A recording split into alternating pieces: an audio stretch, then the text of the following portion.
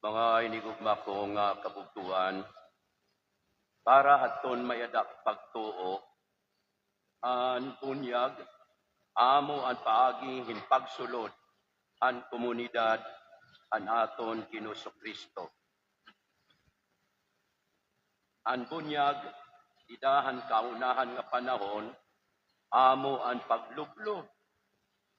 Ang tao nga tuhatubig, pagpakita nga namatay hiya, upod ang iya mga sala.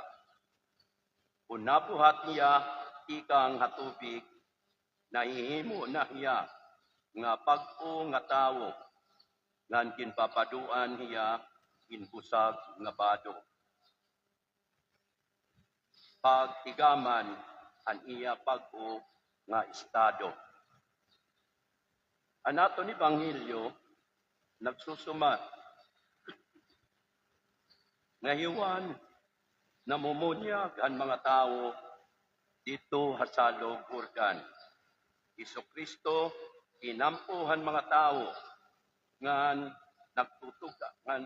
nagtutugan ang ira pagkamakasasala. Bisan kun Jesus amo ang usa nga santos ang Ginoo.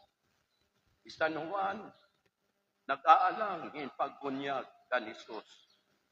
Nagsiring hiya nga hiya kunta ang kaangayan bunyagan ni Jesus.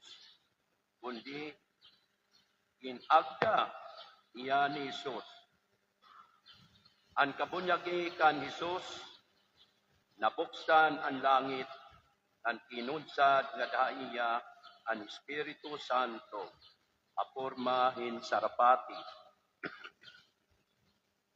Ngan hinpatian intingo, ikang halangit. Ikaw ang akon hinigugma nga anak.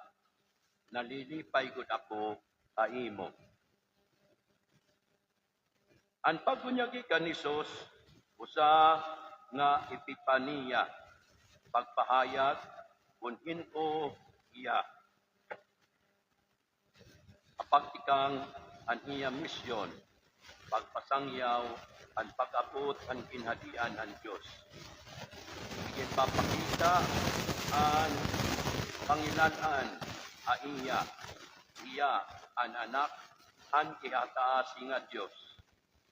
Ang iya misyon, amo ang pagpasangyaw, ang tuig, ang pagtipay, upod ang panambal o kagawasan. Ang bunyag, nagahatag-aton, hindi napapara nga marka, pumo kanan Diyos, hindi gugma nga anak, ida kan Kristo.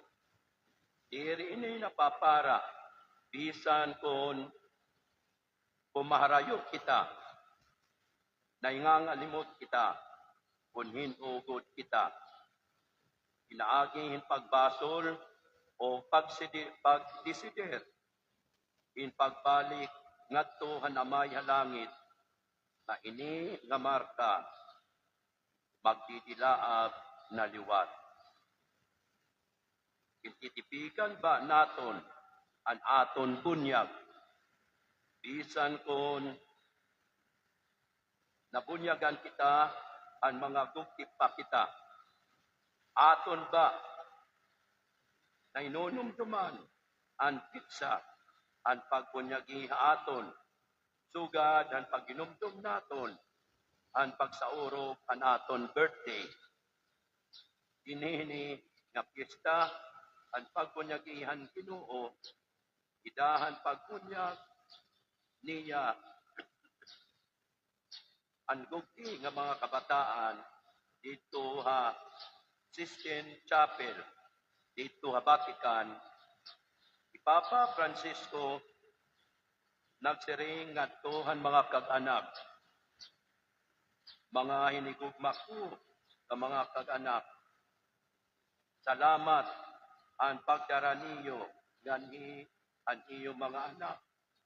In pagdara niyo aira nganhi asingpahan.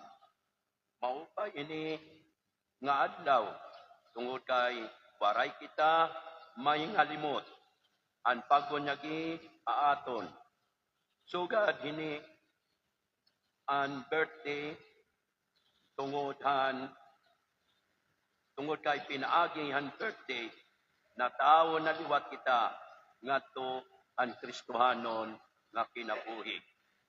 Sanglit nagsasagdo na kuha iyo in pagtudto ang iyo mga anak ngan pitsa han irabunyag amo ang bag-o nga birthday base akada tuig ira hinumduman nga magpasalamat ang Diyos tungod in grasya ang pagin mga Kristiyano.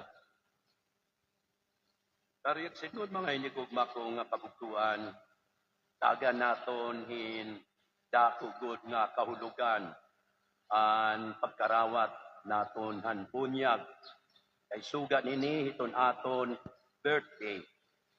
Kung kita na tatawo,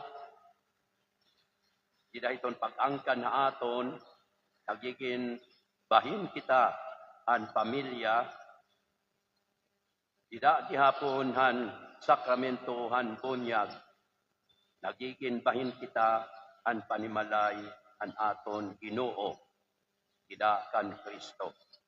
Sanglit, kaangayan naton liwat, hinumduman, o kaangayan naton pagsaurugon, ida pagpasalamat ang aton Ginoo tungod ining nga grasya ang pagin kaapi ang Kristohanon nga pamilya.